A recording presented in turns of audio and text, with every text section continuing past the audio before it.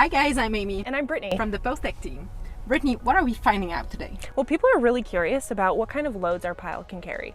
So we're going to go and talk to Rob Jackson in Postech Muskoka and see what he has to say about it. So let's go.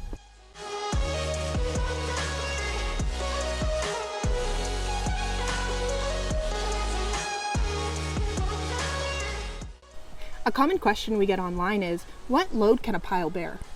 That's not actually a straightforward answer because it's not necessarily about the total capacity of the pile, it's about the resistance achieved in the soil.